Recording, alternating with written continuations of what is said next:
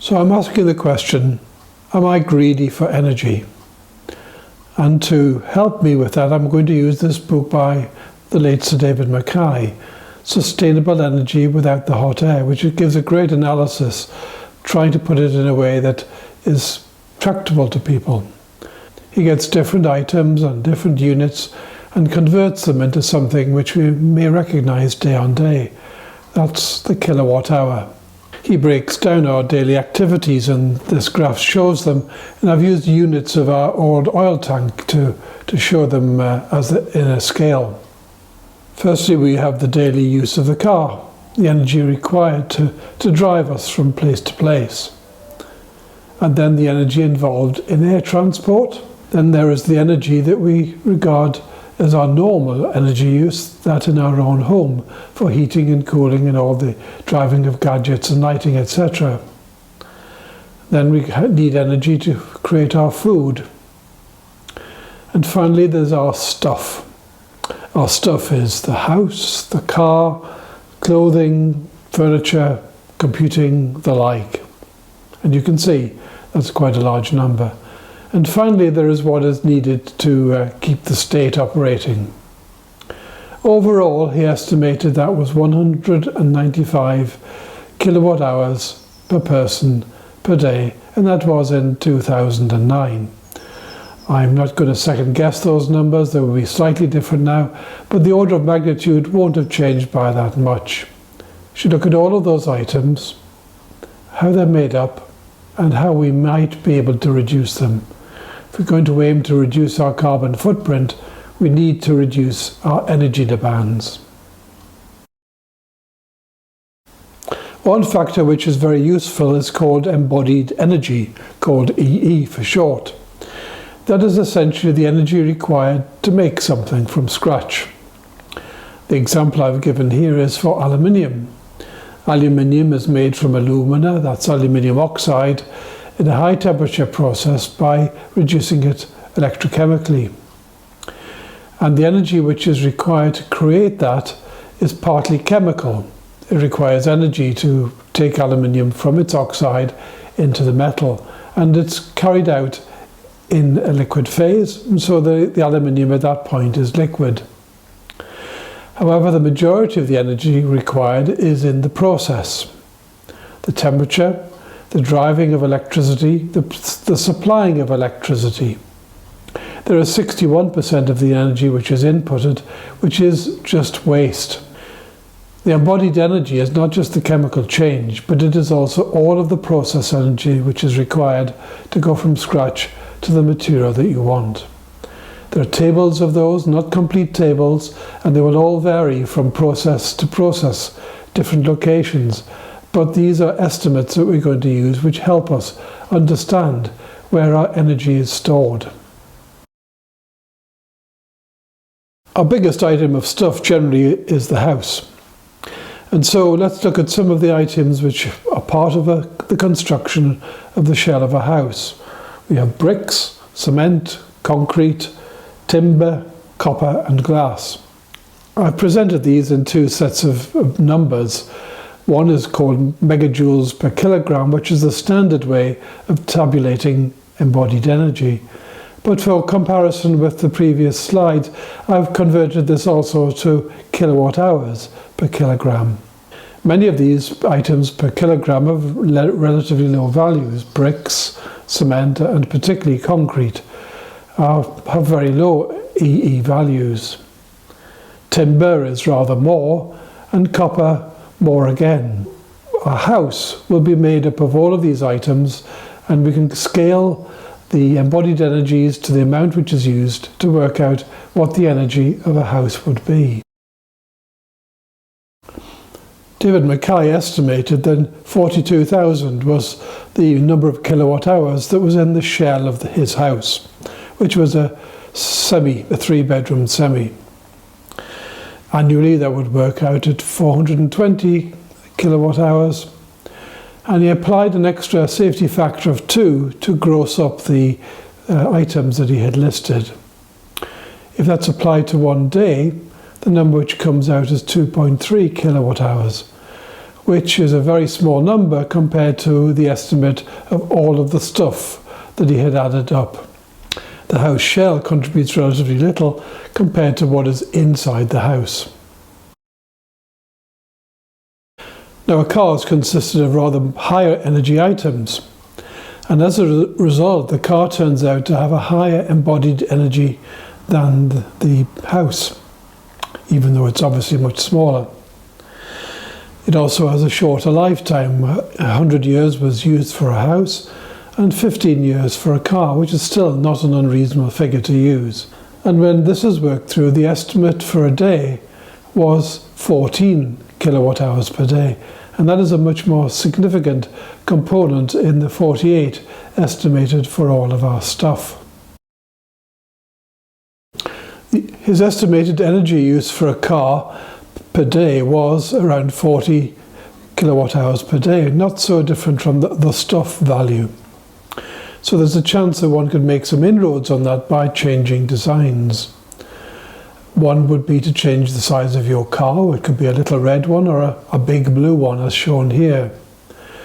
But also there is the efficiency of the driving engine. For a petrol engine, this turns out to be somewhere in the region of 20 to 35%.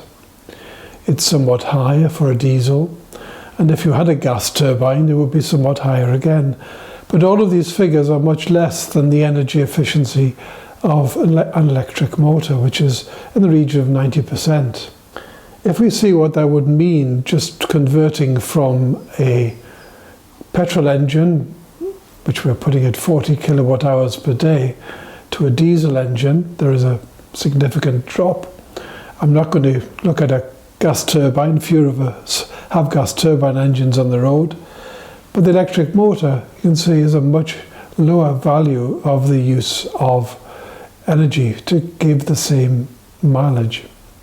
One way you could reduce your energy consumption would be to change from a petrol engine through to an electric vehicle. And the value of the difference there, which is over 20 kilowatt hours per day, is somewhat larger than that we said for the daily use over a 15-year period of the manufacture of the car.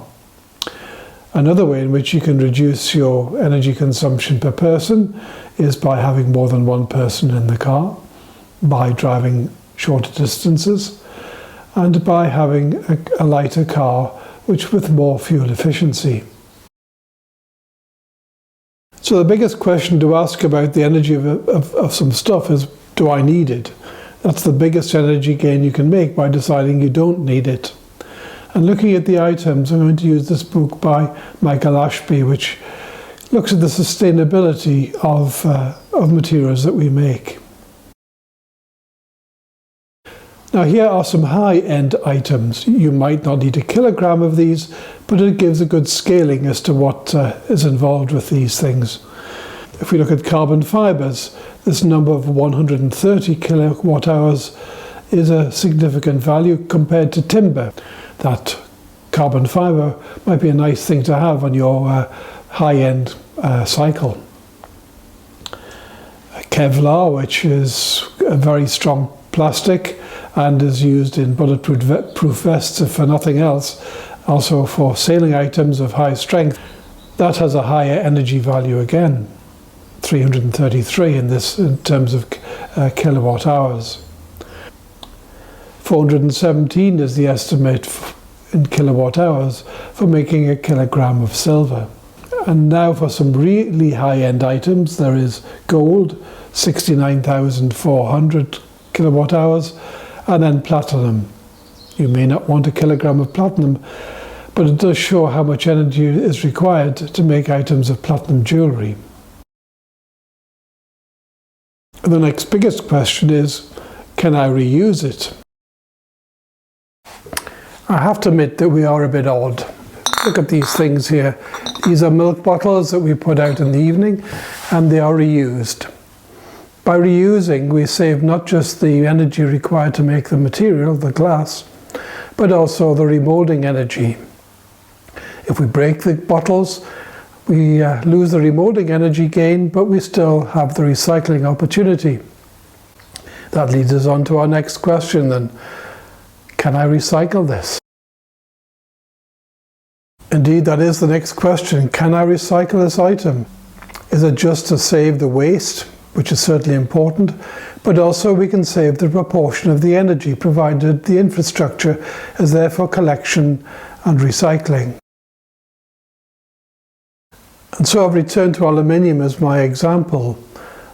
Given the high temperature conditions required to carry out the reduction of aluminium oxide, it's not surprising that there's a big gain in recycling.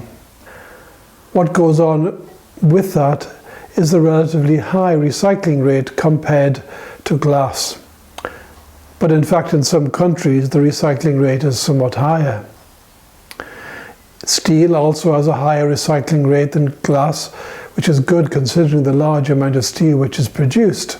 And also you can see the energy gain which is achieved by using recycled bits of steel and iron rather than have to reduce the iron oxide to start to make the steel. So where might this leave us? I've tried to compare where I think we are in the lockdown period compared to the average 2009 person in the UK. If we begin with a car, it is not surprising that the energy required to drive our car in the past year is considerably reduced. We just haven't gone very far because of the lockdown circumstances, and also the cars we are using are much more energy efficient. In terms of air miles, they are precisely zero. Not surprising again in lockdown circumstances, but in fact over the previous 2 years we had not flown either. Indeed, we had gone abroad, but that was by ferry and by train. The next line up is our energy use in the home, and we've drawn this as being about 1/3 lower than the average in 2009. Partly this is due to the heat pump that we have, but also partly due to improved insulation. The next line up is food. I've drawn this as being slightly reduced. We have lost weight rather than gained it, so perhaps that's a good thing. And then stuff. We had the materials before and we still have them. But in the last year or so, we've certainly bought considerably less than we might have done 10 years ago. In the last item of running the country, we have no evidence to say either way whether things have gone up or down. Generally though, this estimation suggests that we are running at about 1/3 reduction in energy use compared to the 2009 estimates. This is a start, but it's not quite getting there in terms of a carbon zero operation.